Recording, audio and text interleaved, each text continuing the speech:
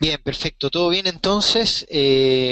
Vamos a comenzar, vamos a hacer un seminario bien práctico el día de hoy, básicamente dónde encontrar oportunidades de inversión. Vamos a tocar algunos temas fundamentales en relación a lo que son los mercados, pero después nos vamos a ir directamente a plataformas, ver algunas oportunidades de corto plazo con el dólar peso, con lo que va a pasar con el euro, oro y algunas otras monedas. Vamos a partir rápidamente mientras se van conectando más gente dentro de lo que tiene que ver con el seminario. Vamos a partir mirando el mercado en sí. Y fíjense ustedes que dentro del mercado vamos a partir con dos cosas que están pasando esta semana. Lo primero, todo el conflicto en Medio Oriente que cada vez se intensifica, pero básicamente aquí mezclamos dos relaciones. El hecho de que el conflicto entre Gaza y este grupo separatista Hamas, o por el otro lado el conflicto entre Rusia e Ucrania, principalmente lo que había dicho el primer ministro ruso Vladimir Putin respecto a enviar ayuda hacia Ucrania, pero está frenada dentro de la frontera con Ucrania. Se empezó a comentar de que probablemente estos camiones de ayuda, si no pasaban por la Cruz Roja, no podían entrar a Ucrania por el hecho de que básicamente por el hecho básicamente que podrían llevar armas para los grupos separatistas y hoy día que Ucrania está tomándose algunas ciudades de vuelta podría generar mayores problemas. Así que el conflicto en Medio Oriente se ha ido intensificando y eso ha generado unas repercusiones respecto al precio de los combustibles bastante fuertes. Hemos visto una separación de casi $10 entre el BTI y el Brent, principalmente el Brent que se viene acelerando fuertemente en el último tiempo. Y si nos vamos, por ejemplo, y partamos rápidamente yendo en términos prácticos, a posibilidades que podríamos tener entre el Brent y el BTI, si uno se va a estos dos cruces, por ejemplo, el BTI en una primera instancia, vamos a encontrarnos con algunos niveles sobre todo de tendencia acá. Si ustedes se fijan, un nivel de piso bastante fuerte, aunque el piso para el nivel del BTI está en niveles de 92,56 dólares, que era una de las cosas que se había propuesto en una primera instancia. El problema de esto, de la fuerza de rebote que podría tener el BTI, es que la tendencia o las posiciones vendedoras son mucho mayores en el BTI, por lo tanto, eso hace que el precio siga cayendo. Sin embargo, para aquellos que se conectan la mayor parte del tiempo dentro de nuestros seminarios, podrán ver que esta técnica, que es el one-to-one, nos ha dado una proyección de broken one-to-one que nos lleva hasta 92,64, que es el nivel de 127% de Fibonacci. Desde ahí en adelante, con repercusiones respecto al precio de los combustibles, podríamos tener subidas en el precio. Y esas subidas en el precio pueden estar marcadas en un diferencial de subida probablemente en esta distancia. O sea, estamos hablando de que alcance rangos nuevamente de $97 el barril del BTI en las próximas semanas. ¿Qué es lo que ha hecho que el BTI principalmente empiece a subir? Básicamente que los inventarios de petróleo dentro de Estados Unidos han venido cayendo, menos 0,4 millones fue la última vez. Eso significa que la demanda empieza a aumentar, las refinerías están funcionando mucho menos, lo que hace que la producción sea menor, pero aquí se empieza a acelerar un poco más también la demanda con esta caída de los inventarios y eso hace también que tendamos a ver un BTI mucho más alcista. Si nos vamos a dentro de esto, lo que ha generado que el BTI y el Brent tiendan a subir es esto, los conflictos en Medio Oriente, aunque no se han visto afectadas refinerías dentro de Libia, Siria, y siguen manteniendo una producción levemente por arriba de la demanda, no ha tenido mayores repercusiones sobre el precio, excepto en Medio Oriente, que los conflictos terminan recrudeciendo básicamente el BTI y el Brent, que ya alcanzan un diferencial de alrededor de $10 aproximadamente. Vámonos directo y vamos a tocar tres economías que son fundamentales para hacer nuestros análisis en cuanto a dónde van a estar las oportunidades de inversión. Si uno se pone a discutir con amigos, si uno se pone a discutir en términos sociales, dónde uno puede colocar el capital, dónde ve oportunidades, normalmente salen a la vista tres economías que son las más potentes: Asia, Europa, Estados Unidos, que terminan siendo una de las economías más fuertes en el corto plazo y que podrían traer alternativas de inversión potentes para poder llegar. Ahora, fíjense una cosa, que China viene con un un problema de desaceleración bastante fuerte en el último tiempo y en láminas próximas vamos a ver cómo ha afectado eso a economías emergentes en Latinoamérica, cómo afectó a Chile, lo que puede traer consecuencias en términos de crecimiento. Tenemos China creciendo a, casi las tasas mínimas, 7,4, 7,5%, las tasas que había crecido en el último tiempo. No veíamos esos niveles de crecimiento desde el 2012 y se ha ido estancando y no ha logrado crecer más de un 8%.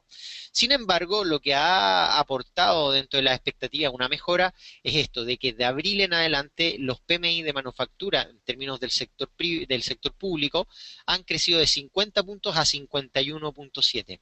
Pero lamentablemente hoy día conocimos el dato de manufactura privados que nos llevó nuevamente a volver al pesimismo de mercado en donde la infraestructura china se vuelve mucho más frágil respecto a crecimiento, sobre todo en los sectores privados.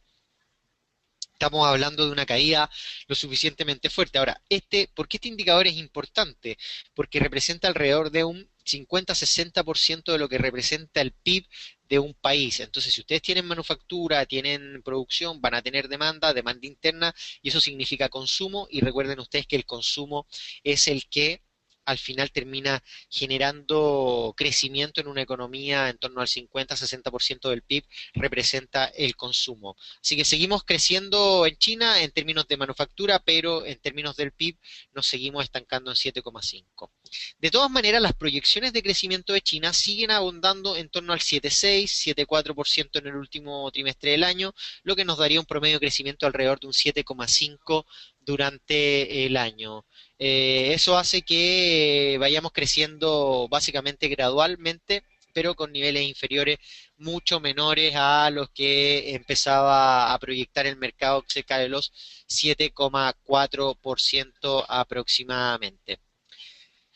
Esto que es China, y uno se va en términos de proyecciones a lo que es el gigante asiático, empieza a mirar cuáles son las variables que están afectando básicamente al crecimiento de China. Y si uno se va dentro del escenario chino, mientras se carga, vamos a ir viendo principalmente niveles en donde China mantiene variables económicas que se han acelerado en algunas, pero desacelerado en otras, y sobre todo que China, aún con una inflación tan baja, sigue proyectando un crecimiento en términos de incentivar la economía china en un mediano plazo. Ahora, si van mirando datos económicos, se van a dar cuenta de lo siguiente. Por ejemplo, datos económicos como el SSI 300, que es el índice chino, que cae alrededor de 11 puntos en el último tiempo, 1.354.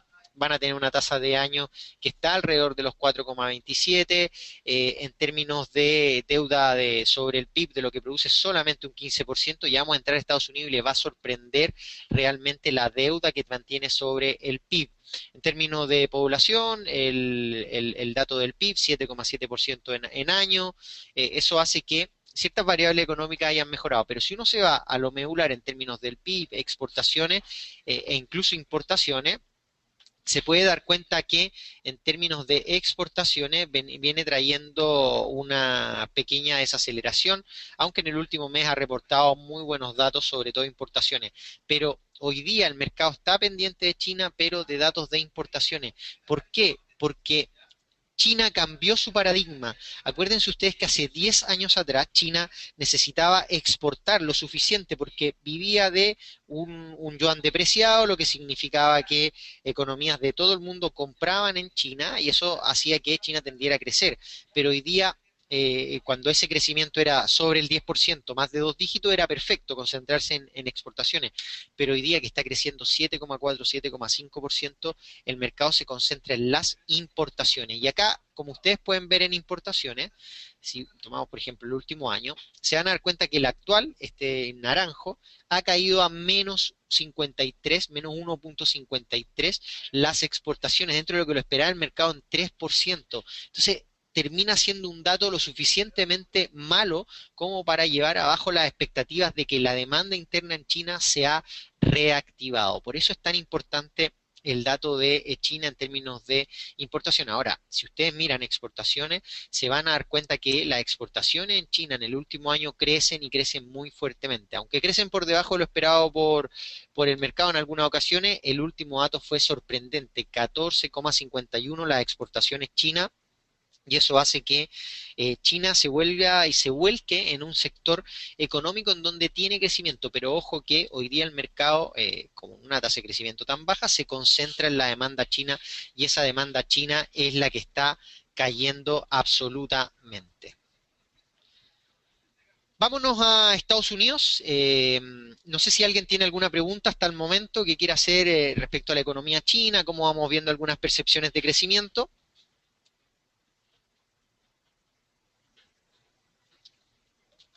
Sí, todo perfecto. Bien, si es que quieren de repente en la presentación, tienen alguna pregunta, no duden en escribirla en ese chat que tienen a la izquierda, y yo les voy a ir contestando, voy a leer la pregunta y voy a ir contestando en línea cómo va avanzando sobre todo esa pregunta y lo que estamos haciendo. Hoy día nos vamos a concentrar y entre economía China, Estados Unidos y vamos a concentrar Europa y después nos vamos a pasar a Chile y vamos a ver oportunidades de inversión. Y vamos a concentrarnos en Estados Unidos, que el día de hoy mantiene sectores económicos bastante alcistas. Estamos hablando de un Standard Poor's que alcanzó los niveles máximos en el día de hoy, está ya alrededor de 1992, lo que significaba un crecimiento lo suficientemente fuerte como para pensar de que la economía en Estados Unidos se estaba reactivando y que empezaba a haber sentimientos de crecimiento en el mediano plazo. Pero fíjense ustedes acá, la Reserva Federal, y vamos a ir enfocándonos en lo que está haciendo Estados Unidos, la Reserva Federal redujo 10 billones en el último tiempo, el estímulo monetario, pero en el último statement de la minuta de la Reserva Federal sorprendió el hecho de que se haya acelerado, que los miembros se hayan sorprendido de esta aceleración en el mercado laboral.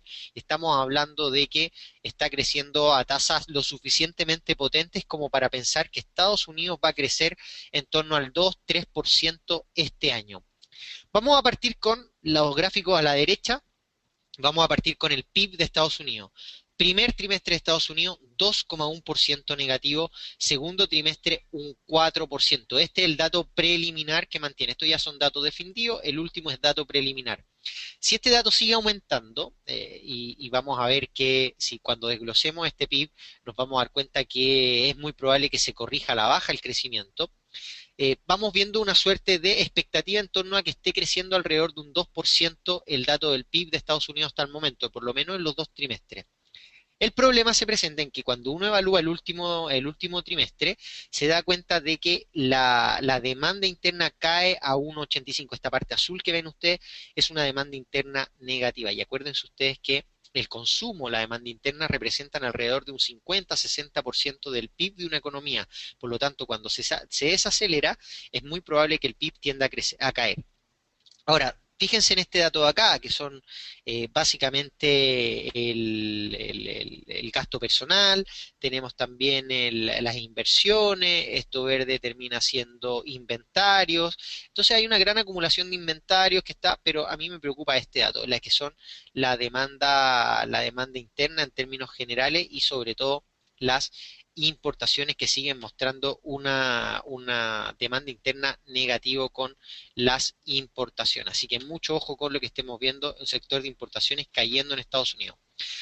Pero cuando uno habla y ve que la Reserva Federal se sorprende y dice, bien, Estados Unidos está repuntando y está generando expectativa, lo hace por este dato que está a su derecha, en la parte inferior, que es el dato de empleo no agrícola. Aquí ustedes lo conocen como US Non-Farm Payrolls, que significa empleo no agrícola.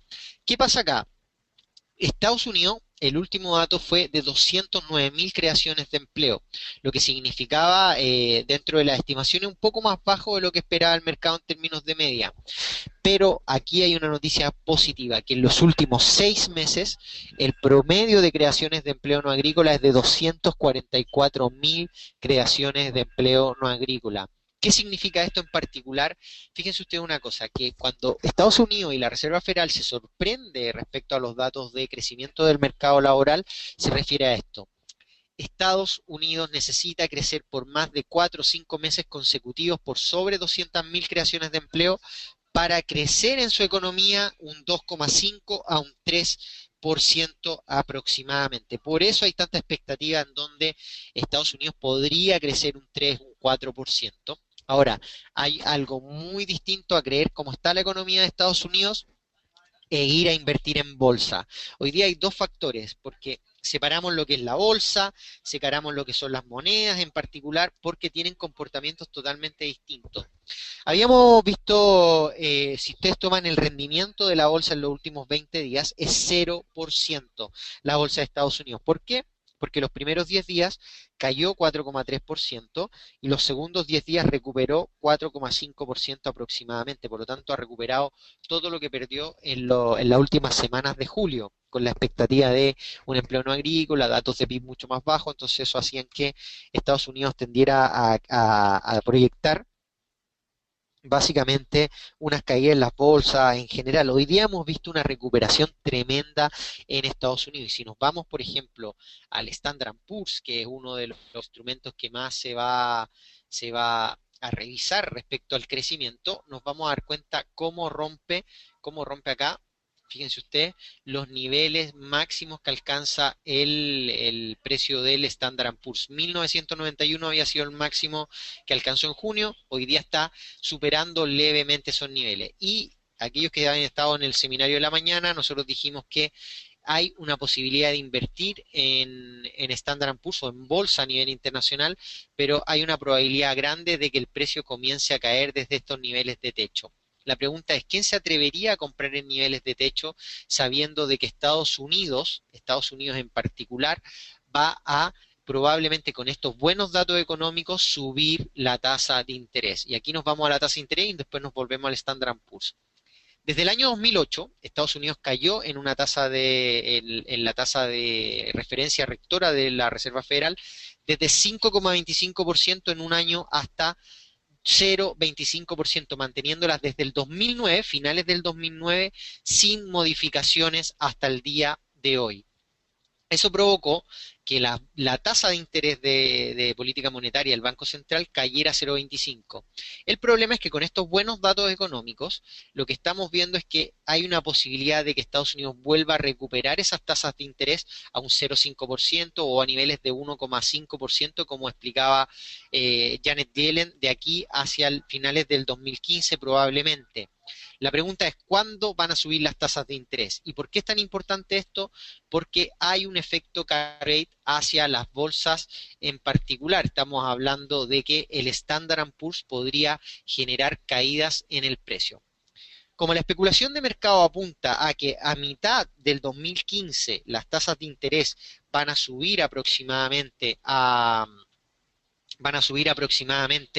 en torno a los 0,25, 0,50%. Aquí vemos, por ejemplo, QE2, por ejemplo, Berkeley, en junio del 2015 espera que sean 0,5, Banco Nova 0,5 a mitad o durante el segundo trimestre del 2015, Deutsche Bank durante el segundo semestre del 2015, 0,5 y así. Entonces el promedio nos muestra una expectativa de que el precio de la tasa de interés debiese subir. La última encuesta de pool de Reuters nos muestra 0,25 en el segundo trimestre y al tercer trimestre 0,5, cosa que terminar el 2015 en 0,75. Ahora la pregunta pasa por el lado de que al subir las tasas de interés lo que genera es un efecto carry trade entre bonos y bolsa. Por lo tanto, salen inversionistas de bolsa para ir a buscar bonos, porque el bono de Estados Unidos, que hoy día está alrededor de un 2,4%, ya estamos hablando de la renta fija de Estados Unidos, podría terminar con una tasa de rendimiento, o sea, lo que está pagando Estados Unidos como bono, como cupón,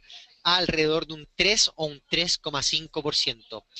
Este 3,5% no lo ha dado ninguna empresa en bolsa en Estados Unidos. Y si uno toma, por ejemplo, si es más pragmático y empieza a tomar cuánto realmente ha sido el rendimiento desde el 1 de enero de este año de la bolsa, vamos a tomar aquí, hasta el día de hoy, nos encontramos con un 8,89% de rendimiento de la bolsa de Estados Unidos, mucho menos de lo que rindió el año pasado, y si uno lo divide en los 8 meses, nos está dando alrededor de un 1,1% de rentabilidad mensual el Standard Poor's. Si realmente, o sea, estamos hablando de un 3,2% en bolsa aproximadamente de, de retorno a los 3 meses. Si uno se va a los bonos de Estados Unidos, que lo reparte trimestral, si la tasa empieza a ser mayor a ese nivel, mayor a 3,5 o 4%, como algunos también han dicho, el efecto va a ser de bolsas hacia bonos del mercado de Estados Unidos. Por eso vemos un riesgo en lo que tiene que ver con el Standard Poor's. Y acá ponemos el segundo foco, y el segundo foco es esto, la tasa de interés. ¿Cuándo realmente sube la tasa de interés? ¿Y por qué es importante? Porque básicamente el precio del dólar tiene una referencia con la tasa de interés. Y aquí vamos a analizar el precio del dólar. Cuando ustedes ven el dólar, lo ven con una tendencia totalmente alcista desde por lo menos mitad de julio en adelante, alcista completamente, rompiendo techos, vuelve a llegar a un nivel de 81, 80 dólares y rompe nuevamente. Pero alcanzó un sector de 82,36 como máximo y ya empezamos a ver signos de retroceso. Y ahí está nuestra expectativa en donde el precio del dólar pueda retroceder levemente, pero no más allá de 81,70. Por lo tanto, hay que esperar una caída en el dólar para volver a escenarios alcistas. Acuérdense que la tendencia en el dólar sigue siendo alcista. Vimos una lateralización, pero seguimos siendo alcistas en el precio del dólar. Por lo tanto, con esta lateralización y con tendencia, lo más seguro es que nos encontremos un dólar apreciadísimo en el último tiempo. ¿Y desde cuándo que no alcanzaba estos niveles? Fíjense ustedes, desde por lo menos estamos hablando de septiembre del año 2013 en torno a los incentivos monetarios que había puesto Estados Unidos, cuando lo iba a mantener, etcétera, etcétera. Eso hacía que el precio del dólar se depreciara, pero ya desde principios de este año en adelante, o mejor dicho, desde abril en adelante, ha tomado un impulso lo suficientemente fuerte en donde el precio del dólar a nivel internacional podría volver a rangos que lo veíamos hace bastante tiempo. O sea, estamos hablando de rangos de apreciación que podría llevarnos a un dólar peso incluso por sobre los 600 pesos. En general, todo lo que vemos acá con Estados Unidos genera expectativas en el precio de aumento del precio del dólar, expectativas sobre la tasa de interés y eso hace que empecemos a ver flujos de movimiento desde las bolsas hacia tasas de interés. Pero como Estados Unidos viene con un pequeño riesgo en términos políticos respecto a lo que está haciendo con Irak, ha generado también incertidumbre en cuanto a si realmente va a lograr retirar la tasa antes del tiempo, porque algunos ya, unos miembros de la Reserva Federal, se encuentran mixtos respecto a cuánto mantener el estímulo monetario. Pasémonos a la eurozona en cuanto a Estados Unidos. No sé si tienen alguna pregunta respecto a Estados Unidos, si hay algo que quieran tocar ahí. Tengo alguna pregunta a Alexi, le voy a contestar ahora. Alexi González nos dice si esta situación generaría una apreciación generalizada del dólar contra el resto de las principales monedas a nivel mundial, absolutamente. Si tú te fijas que la tasa de interés sube, inmediatamente vas a tener apreciado el precio del dólar en particular. Por eso nosotros proyectamos que el precio del dólar siga subiendo en un rango de aproximadamente 83 dólares y que alcance niveles máximos incluso desde el año 2013, principio del 2013. Así que seguimos viendo totalmente apreciado el precio del dólar en particular. Ahora, si lo quieres ver desde el punto de vista técnico, hay aquí un hombro cabeza a hombro. Si lo quieres ver, lo que nos proyecta un crecimiento hacia, acá se puede ver, hasta niveles incluso de casi 83 dólares aproximadamente de alza en el precio del dólar. Por eso es tan importante seguir los movimientos. Mientras más se acerque la subida de tasa de interés, más va a subir el precio del dólar. Patricia nos dice si conviene seguir invirtiendo en Estados Unidos. Si tienes fondos invertidos en Estados Unidos, yo te recomendaría que en los niveles máximos empiece a salir, o por lo menos con la mitad de los fondos, y traspasarlos a algún mercado que pudiese tener mayor desarrollo, o dejarlos completamente ahí esperando de que el precio de las bolsas en Estados Unidos rompan los niveles máximos. Porque si rompen los niveles máximos hay una gran probabilidad de que el precio del SP alcance incluso niveles de 2050, 2040 puntos aproximadamente. Eso nos daría más o menos un 4% adicional y terminaría el año alrededor de un 12%. O sea, estamos hablando de 1992 a 2040 una apreciación de 2,5%, lo que significaría alrededor de un 11% de rentabilidad en Estados Unidos durante el año. Ahora, la pregunta es si realmente tiene la fuerza para romper los niveles máximos el día de hoy y si los datos fundamentales lo acompañan. Esto lo vamos a saber en septiembre, por lo tanto, si alguien está metido en Estados Unidos en acciones, podría estar saliendo en estos niveles máximos o podría esperar la reunión de la Fed en septiembre que nos dé luces de qué es lo que realmente va a ser en el segundo semestre. Estados Unidos realmente va a crecer a un 4 para sopesar la caída del primer trimestre, va a subir las tasas de interés anticipadas, son preguntas que van a tener respuestas durante el mes de septiembre. Diego nos dice, en general la renta fija tiende a mejorar con mayor tasa de interés y viceversa. Oh, la verdad es que depende. Lo que pasa con las tasas de interés en Estados Unidos apunta principalmente a esto, a que la curva de tasas de largo plazo suban. Eso significa dos cosas, una buena y una mala. La primera cosa es que la renta fija de más largo plazo, o bonos que tengan capitalización de 30 años, 20 años, probablemente suban en términos de cupones, baje el rendimiento del bono, por lo tanto se sea más barato comprarlo. Lo puedes comprar bajo la par, eh, que podría ser un buen rendimiento. El problema pasa porque los créditos se hacen más caros. Si tú subes la tasa de interés en Estados Unidos, que hoy día está cerca de cero, fíjense ustedes, y para que tengan una idea, la tasa en Estados Unidos está en 0,15% de préstamos. Esa es la tasa de referencia que se está aplicando. Por lo tanto, endeudarse en Estados Unidos es muy barato. El problema es que si sube esa tasa, los costos se hacen más caros y como no tienen un mercado inmobiliario reactivado del todo o como tienen algo de desaceleración interna, podría generar un freno a la economía en lo que va del próximo año para Estados Unidos. Vamos a ver si realmente logra escapar de eso. Y lo más importante es que el mercado empiece a asumir esa alza de tasa anticipada. Estamos hablando de un alza de tasa que podría anticiparse alrededor de 6 meses aproximadamente. Por eso es tan importante cuándo va a subir la tasa de interés. Si el mercado apunta a junio del próximo año, como la anticipación del mercado 6 meses, el mercado va a estar tomando posiciones alrededor de enero de este año.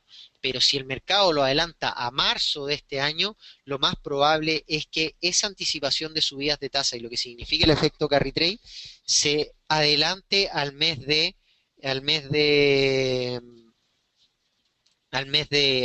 octubre aproximadamente. Por lo tanto, eso es lo que trae una anticipación de las tasas de interés.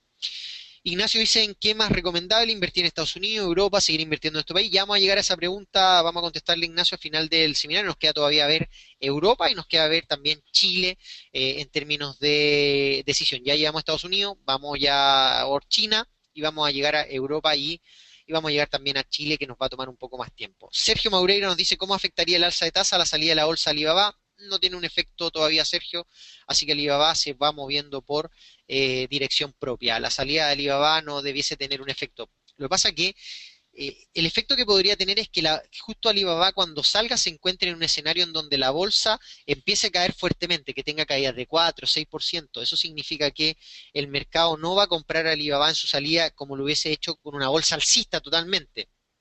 Por eso, Alibaba está diciendo que podría estar subiendo o sacando a la empresa en 16 de septiembre, aprovechando toda esta alza de mercado que está llegando a los niveles máximos, lo que hace que sigamos viendo por lo menos buenas expectativas respecto a la salida de Alibaba. Pero vamos a entrar en detalle con eso.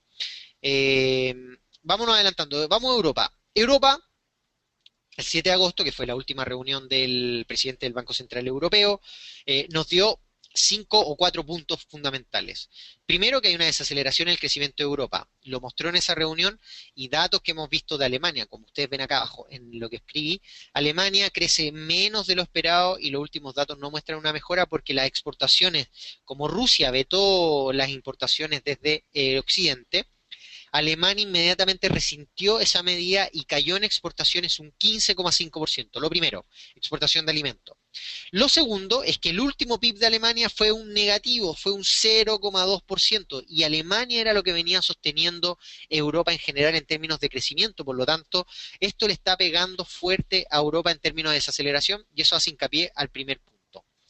Segundo punto, riesgos políticos, lo que se materializan básicamente se está refiriendo al riesgo de Rusia-Ucrania y sobre todo que Rusia le pone sanciones a Europa, lo que hace que se desacelere. Yo veo que entre más sanciones le ponga Rusia a Ucrania, o sea, perdón, Rusia a Europa, mayor desaceleración van a traer en términos de crecimiento Europa. Por lo tanto, yo estaría stand-by, me estaría saliendo de Europa en este minuto, aun cuando hay un fenómeno que se está dando, que es el hecho de lo que está pasando con las bolsas en Europa, que es el hecho de que malos datos económicos son muy buenos para las bolsas porque el Banco Central Europeo lo están presionando para intervenir. Por lo tanto, malos datos económicos terminan siendo buenos para Europa. Por eso hoy día vimos las bolsas en Europa subir más de un 6% con un dato de PMI paupérrimo, cayendo muy cercano a los 50 puntos, cerca del sector de contracción. Por el otro lado, tenemos las políticas monetarias de la zona euro, va a ser totalmente distintas a Estados Unidos, Reino Unido, Japón y sobre todo algunos países en Latinoamérica. Pero esto es lo que marca la pauta. O sea, dice Europa, ¿saben qué? No vamos a mirar las economías como Estados Unidos o Inglaterra, que incluso Inglaterra que está dentro de la comunidad, sino que van a tener una medida totalmente distinta en la zona euro para incentivar el crecimiento. Y acá está el talón de Aquiles, acá está el talón de Aquiles de Europa, el target de inflación. 2% del target de inflación de Europa y hoy día la inflación, fíjense cómo está, 0,4% la tasa de inflación en Europa. Por lo tanto, no están llegando al crecimiento, incluso bajaron el target a un 1%, aún así no llegan al crecimiento, por más que sus tasas de interés estén hoy día en 0,15%, las tasas más bajas que ha visto Europa en general, no han incentivado el dato de inflación en Europa. Eso lo ha traído con un crecimiento bajo ahora y por lo tanto Alemania, como está pegando muy fuerte, lo más seguro es que haga caer los próximos datos en la zona europea. Vámonos al euro y vamos a revisar el euro, cómo se podría comportar, porque uno ve el precio de básicamente los datos económicos, nosotros dijimos las bolsas podrían subir con malos datos económicos, porque sea ese fenómeno que se da en Estados Unidos de malos datos, sin significa que el central va a intervenir en el mercado, por lo tanto lo sube. Acá no. La moneda es la que más se resiente. Y una de las cosas que hay que tener claro de Europa es esto. Si Europa quiere crecer en inflación, lo que tiene que buscar es depreciar su moneda. Por eso nosotros vemos desde el euro dólar niveles de caída desde 1,39 que vimos en mayo. Fíjense, hay 2 meses nomás que estamos pasando y ya ha caído hasta 1,3280 aproximadamente. Y las proyecciones siguen apuntando a una proyección de caída mucho mayor. O sea, estamos hablando de que el euro dólar podría caer y mostramos acá una caída hasta aproximadamente niveles de 1,2941, o sea, estamos hablando cerca de estos sectores, 27, 29, que podrían ser los sectores que podría caer el euro dólar.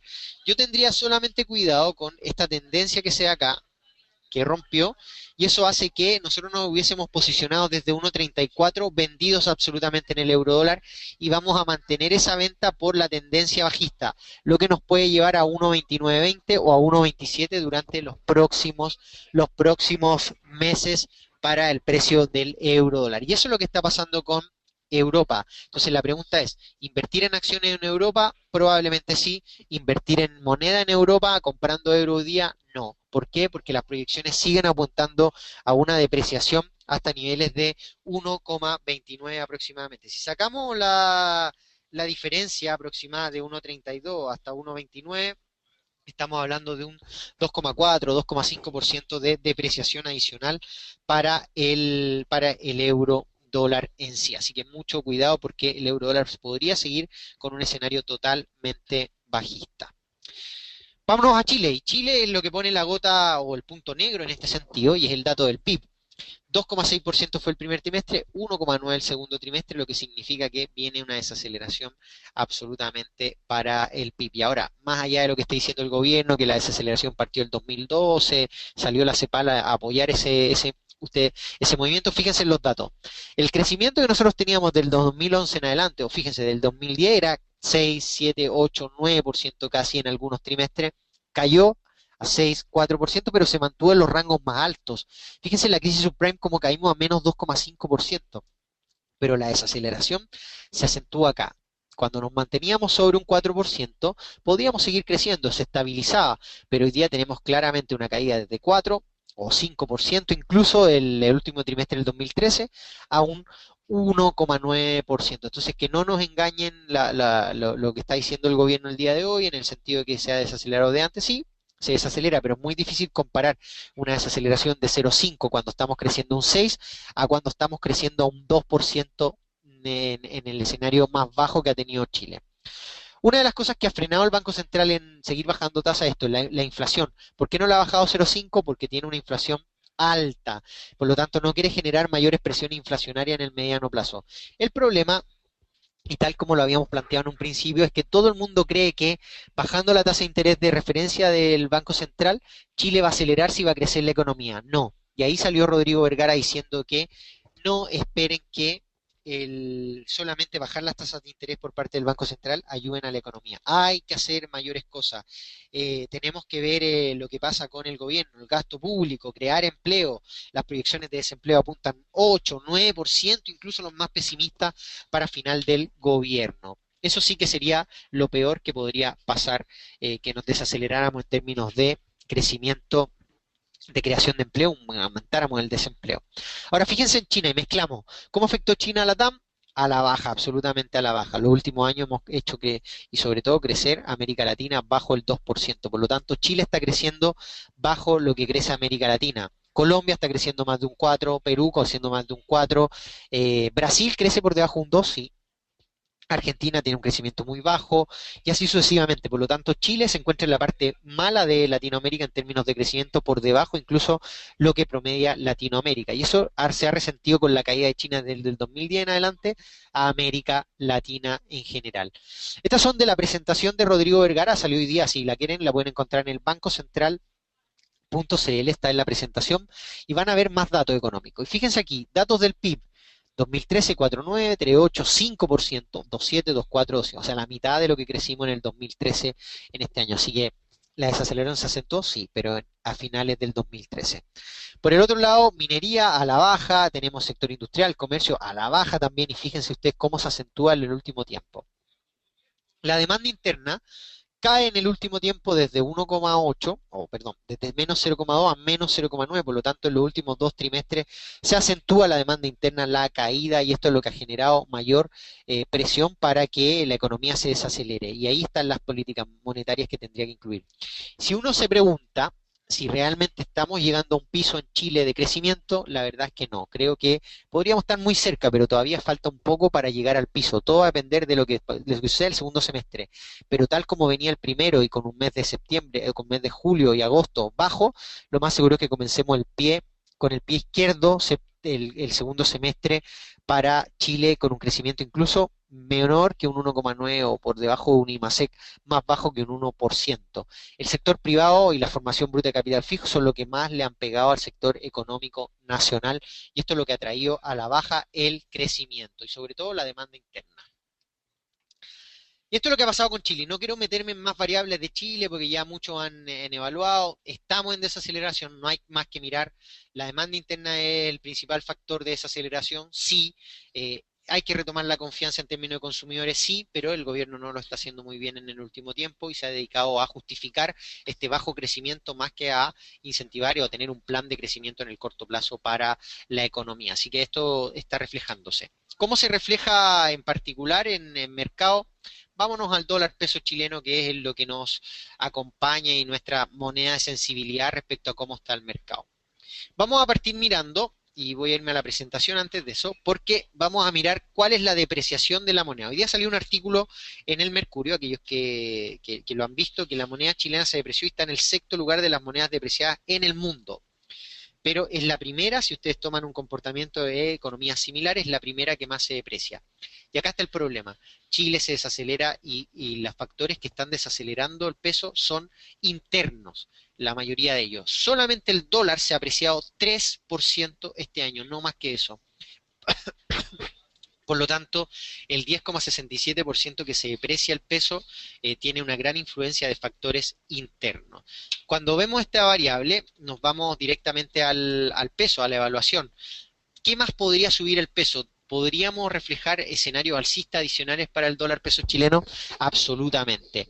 pero creemos que como las próximas semanas, y sobre todo la próxima semana, no hay datos relevantes y solamente vamos a tener empleo el próximo viernes, podría retroceder nuevamente hasta un sector de entre 4,74 y 4,78. Por lo tanto, acá es donde vamos a estar atentos, porque aquí es donde el precio va a volver a subir y probablemente, según nuestras proyecciones, apuntamos a un nivel de 597 dólares, o sea, pesos por dólar, principalmente porque vamos a estar atentos a los datos de IMASEC en la primera semana de septiembre, al dato de inflación de agosto, en el cual mi estimación es 0%, el mercado está esperando un 0,1%, y eso hace que la estimación de IPC, sobre todo de inflación en el mes de agosto, sea lo suficientemente baja como para no apoyar el hecho de que la economía viene creciendo y que la demanda interna crece. Por lo tanto, ahí el Banco Central, si nos pillamos un 0% de inflación o una inflación negativa, el Banco Central podría bajar la tasa 0,5%, lo que significaría una alza del tipo de cambio hasta 597 aproximadamente, muy cerca de los niveles de 600 pesos para el tipo de cambio nacional. Pero ahora vemos y pillamos aquí en el muy corto plazo una posición probablemente de corrección para el peso nacional.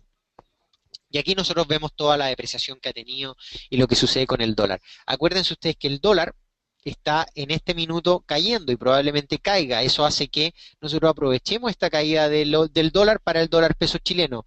Pero lo que está pasando en el muy corto plazo con el dólar es esto, de que todo lo que estaba cayendo ha venido, por lo menos el día de hoy, en la última semana, si ustedes toman acá, vamos a tomar la última semana desde el 18 hasta el 21, un 1,17% arriba, cuando se ha apreciado un 3% en el año, o sea, ya tiene un tercio de lo que se ha apreciado solamente en una semana, y ha caído en el corto plazo 0,25% recuperando algo de nivel.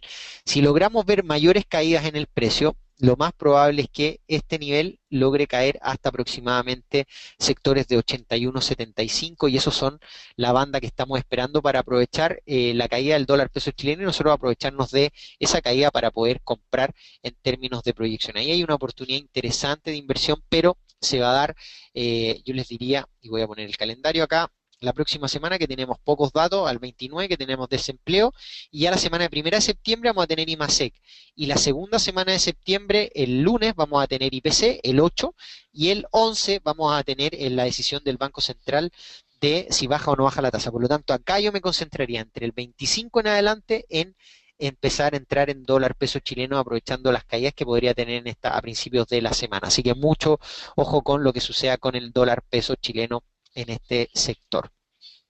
Eh, Después de esas monedas nos vamos al dólar, esto ya lo habíamos visto, lo evaluamos en el otro, lo dejé en la presentación para aquellos que la quieran, se la puedo enviar y ahí van a tener una referencia de cómo costar el dólar. Vamos a tener el dólar peso también con un dato IPC, probablemente la primera semana, y eso haga que empecemos a proyectarles para las monedas. Entonces, ya hemos tenido el espectro completo y las preguntas, respondiendo a una de las preguntas de Ignacio que decía, ¿dónde invertir? Bueno, en Europa llegamos a la conclusión de que estos datos económicos que han llevado las bolsas a los máximos, y con lo que está sucediendo entre Rusia y Ucrania, hay que tener claro que está afectando el crecimiento de Europa y hoy día Alemania, que estaba sosteniendo un crecimiento europeo, está a la baja. Por lo tanto, hay que tomar utilidades si es que están en Europa, empezar a tomar utilidad y evitar este riesgo. Probablemente podríamos entrar nuevamente a finales de septiembre, octubre, pero acuérdense ustedes que octubre es un muy mal mes para la bolsa de comercio. Históricamente siempre cae en octubre la bolsa de comercio en Estados Unidos y eso arrastra las bolsas en el mundo. Por el otro lado, llegamos en China a la conclusión en términos de Asia emergente, en que si China sigue desacelerándose, el gobierno ha dicho que va a hacer todo lo necesario para incentivar la economía. Y hoy día, como el IPC es bajo en China, o la inflación es baja, va a tener espacios para poder crecer. Incluso el gobierno chino ha dicho que va a reactivar la economía haciendo más carreteras, ferroviario y un montón de factores que aprovechamos el precio del cobre, porque empieza a aumentar la demanda por cobre y por el otro lado genera crecimiento, pero ahí hay un factor de demanda interna y nos vamos a tener que aguantar los próximos meses con probablemente con un crecimiento de China de un 7,4, 7,5% en promedio durante el año. Así que si es que uno invierte en la bolsa en China, sí, De hecho, va a ser una de las que probablemente más rendimiento va a tener en el año, pero yo tendría mucho cuidado, sí, con el problema inmobiliario en China, que ahí hay un sector que todavía no se reactiva, así que traten de poner acciones, pero en sectores que no sean del rubro inmobiliario, probablemente en el sector de manufactura, en todo lo que tenga que ver con construcción, porque eso es lo que va a proyectar. Cuando China necesite crecer, lo va a hacer por ese sector. Y en Estados Unidos es más difícil por el efecto que están generando las bolsas. Están en niveles máximos, hay un temor de que pueda caer 4% nuevamente en los próximos días, pero también está la posibilidad de que rompa y se vaya a buscar 2040 incluso o más niveles de crecimiento. Por lo tanto, en cierto sentido nosotros vemos un Standard Poor's ya en niveles máximos, pero estamos esperando ver si hay señales de corrección y esas señales de corrección las vamos a ver esta semana.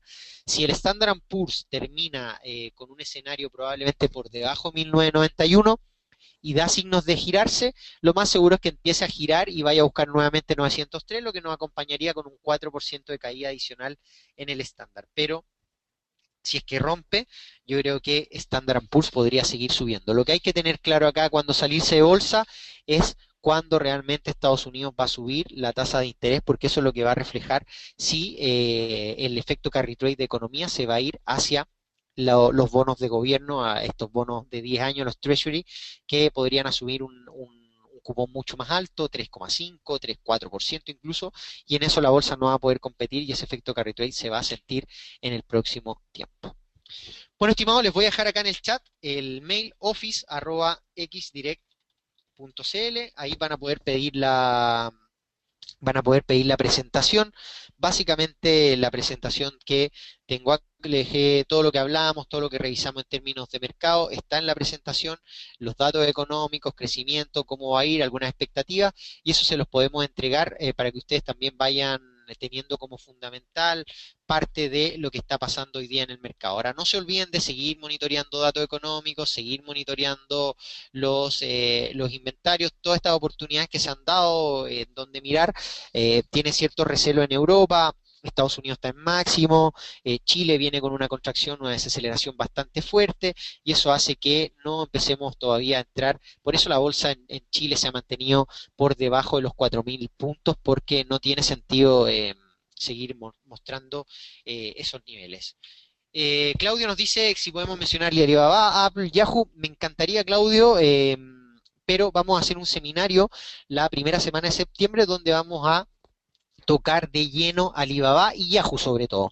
Te voy a tocar rápidamente Yahoo por el hecho de que va a salir a bolsa Alibaba y si sale a bolsa Yahoo podría ser una oportunidad de inversión. ¿Qué estamos viendo? Hace un tiempo atrás, cuando se empezó a decir en julio, nosotros dijimos que había una posibilidad de comprar Yahoo desde los niveles básicos. ¿Por qué? Porque mantiene cerca del 23% de lo que tiene que ver con básicamente con lo que tiene de Alibaba. Entonces, la salida a bolsa de Alibaba hace que Yahoo se beneficie. Pero hasta dónde pudiese llegar, yo me aguantaría probablemente una proyección de subida de $40 o incluso a $41 cuando Alibaba salga a bolsa definitivamente en septiembre. Por lo tanto, acá hay que tener cuidado en esta banda. Si se acerca a un nivel de $36, es probable la recomendación de compra. Pero aquí la tendencia, como nosotros la vemos entre media y parabólica, nos está marcando un piso muy fuerte. Así que en esos retrocesos que tenga, vamos a aprovechar probablemente algunas compras siempre y cuando se vaya acercando la fecha de salida de Alibaba.